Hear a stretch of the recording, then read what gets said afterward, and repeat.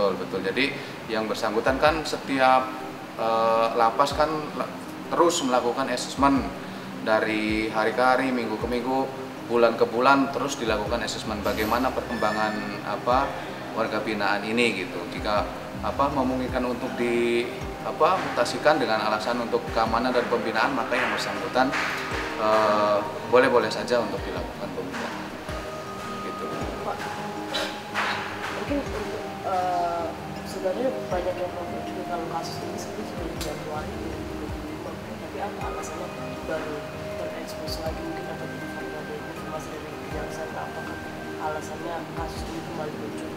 Oh, kalau terkait dengan hal tersebut mungkin Mbak lebih ke APH, karena semuanya sudah diserahkan ke APH yang terkait. Ada kemungkinan nggak sih Pak, kan sudah keempat kali dan sekarang itu perannya selama ini adalah suatu pemimpin gitu. Ada kemungkinan nggak beliau akan terus terkait dengan hal tersebut, tentunya pimpinan mempunyai kebijakan ya berdasarkan dari hasil asesmen ya.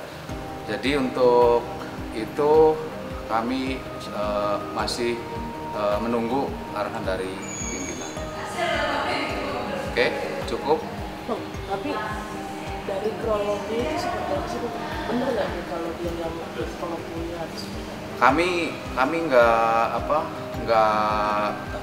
mengetahui sampai hal tersebut. Mungkin itu udah ranah penyidikan, jadi kami nggak bisa menjelaskan terkait hal tersebut. Ya, tentunya kami saat ini hanya fokus bagaimana si Amar ini bisa menjalani pembinaan di Lapas 1 Cipinang. Dia tidak melakukan pelanggaran, kemudian dia mengikuti semua aturan dan tata tertib yang ada di Lapas Kelas 1 Cipinang. Fokus kami saat ini hanya di situ. Ya. Untuk mendapatkan remisi berarti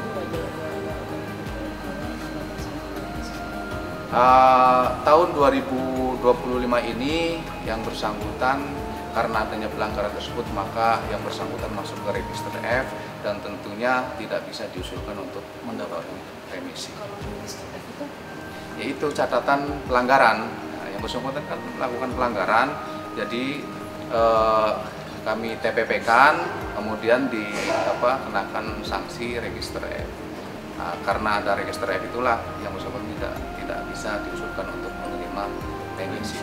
Oke, ya. Yang semestinya remisinya berakhir pada akhir tahun atau enggak awal tahun depan? Enggak, remisi itu kan ini ada remisi umum, ada remisi khusus. Yang bersangkutan kebetulan Islam, jadi dapat remisi khusus Idul Fitri dan remisi umum 17 Agustus gitu. Tapi yang bersangkutan karena melanggar jadi tidak berhak untuk diusulkan mendapatkan remisi. Mungkin kemarin saya sempat wawancara pacarnya juga, dikatakan ini seperti ada yang salah gitu Pak. Kenapa narkoba bisa masuk dalam hutan dan diperjualbelikan melalui komunikasi juga menggunakan handphone segala macam. Bagaimana itu penjelasan dari pihak lapas atau pihak terkait mendapatkan informasi seperti itu? Kami belum bisa menjelaskan terkait hal tersebut karena ini kan kejadiannya bukan di tempat kami.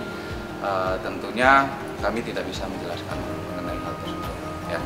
Okay. Kondisinya Amar sendiri seperti apa? Baik-baik saja, saat ini masih baik-baik saja di sini.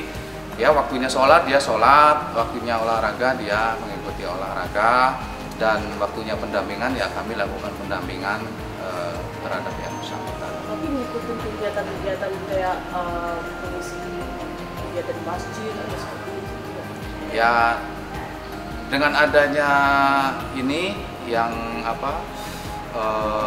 MAP ini yang bersangkutan saat ini kalau kami perhatikan dia lebih sholat secara mandiri gitu, mungkin menghindari ini ya, jadi makanya kami lakukan pendampingan supaya yang bersangkutan tetap semangat dalam menjalani masa-masa pidana. Oke, cukup ya? Sampai saat ini Bang, mungkin ada siapa aja sih yang sudah menjenguk Amar? Sejauh ini belum ada yang menjenguk yang bersangkutan. Assalamualaikum warahmatullahi wabarakatuh. Nama saya Rite Zoni.